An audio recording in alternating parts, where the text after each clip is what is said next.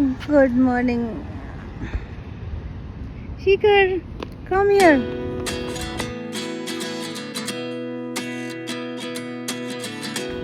Good morning everyone. देख रहे हैं कैसे सूरज की धूप चमचमाती हुई है। ये शिखर की बस भी आ गई। शिखर बस का वेट कर रहा था। चलो शिखर।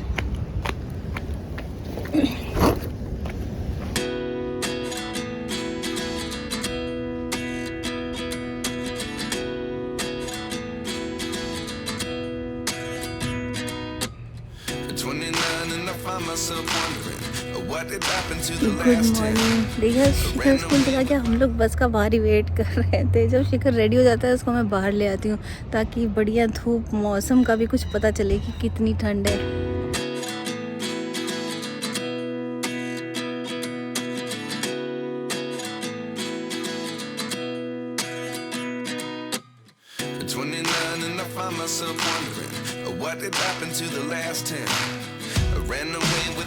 आजकल पानी देने की बिल्कुल ज़रूरत नहीं पड़ती। घाट में ऑलरेडी काफ़ी पानी रहता है, तो पानी देने से तो छुटकारा मिला। और देखिए कार का भी यही हाल है।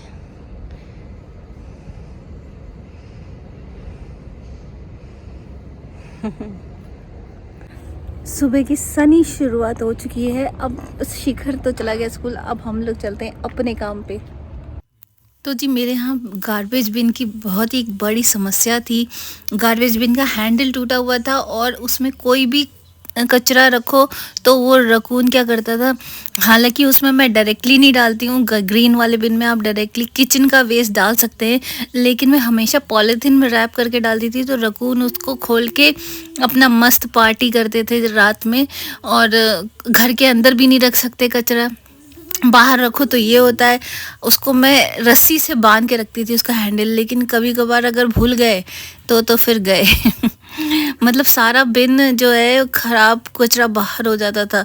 तो इसलिए हमने सिटी को फ़ोन किया कि प्लीज़ हमारे बिन चेंज कर दो। तो उन्होंने हमें रिक्वेस्ट नंबर दे दिया और कहा कि आप जा करके लोकेशन पे बिन एक्सचेंज करा लें।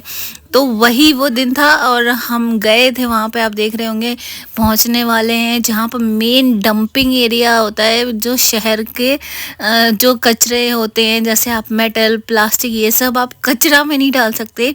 आपको स्पेशली वहाँ आके डिस्पोज करना पड़ेगा। मैंने पहले भी दिखाया है कि जो पेड़ कटा था उसको हमने डिस्पोज किया था जाके।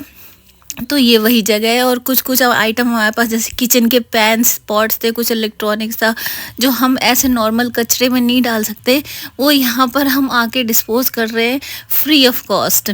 तो ये सब भी समस्या है यहाँ पर कि अगर आपके पास कुछ कचरा है जमा, जैसे इंडिया में कहीं पर और भी दूसरी जगह में भी ऐसा होता होगा कि कहीं कुछ भी कचरा आप डाल दो, लेकिन यहाँ पर कचरे की भी अलग अलग कैटेगरीज होती हैं और उसी में आपको डिस्पोज करना होता है। ऐसे कहीं आप डाल नहीं सकते, या कहीं मेन जैसे मॉल वॉल में कहीं पर ही आप डाल नहीं सकते, वो बहुत बड़ा फाइन है।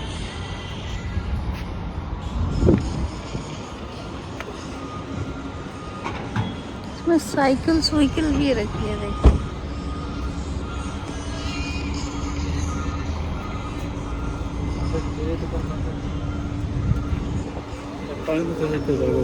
इलेक्ट्रॉनिक्स कहाँ है इसमें? मेटल है ना, सिर्फ मेटल ही है।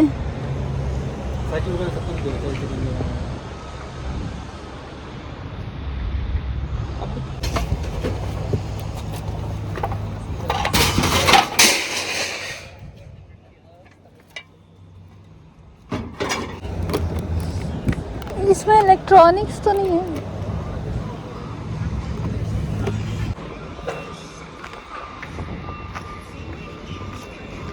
कहाँ इलेक्ट्रॉनिक्स है? ये है तो इलेक्ट्रॉनिक्स। हाँ लेकिन नो स्मॉल अप्लायंसेस। तो बोली तो है डालने के लिए, इसके लिए बोल दिया। यहाँ साफ साफ लिखा था कि 14 साल के कम उम्र के बच्चे जो है कार में स्ट्रिक्टली रहना उनको ज़रूरी है। और हमने सारा इलेक्ट्रॉनिक्स और मेटल क्लियर करके अब हम आ गए थे बिन कलेक्ट करने के लिए।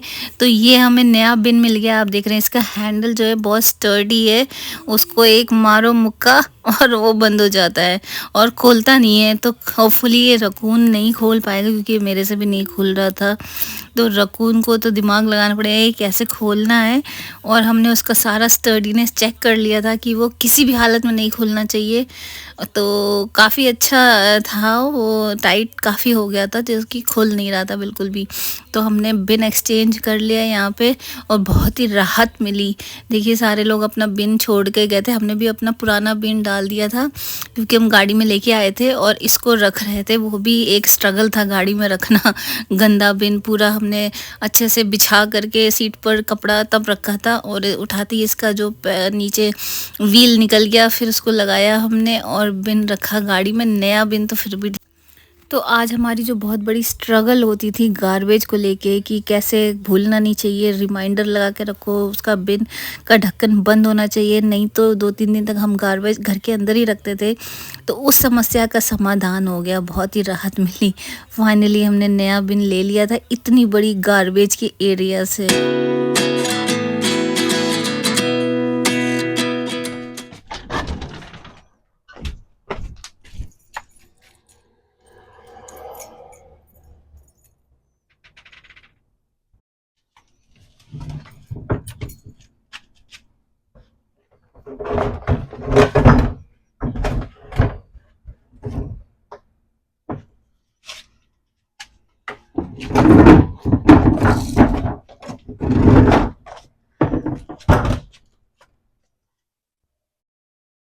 तो अगला दिन हो गया है और मैं कल आपने देखा ही कि हम लोग नया बिन लेकर के आए थे, क्योंकि ये जो हैंडल है इसका, ये देखो अभी ये नहीं खुल रहा, उसमें ये हैंडल था नहीं, जिसके कारण रकून्स जो है पूरा ही अंदर पॉली बैग फाड़ के सब कुछ कचरा निकाल लेते थे बाहर, बहुत गंदगी मचाते थे।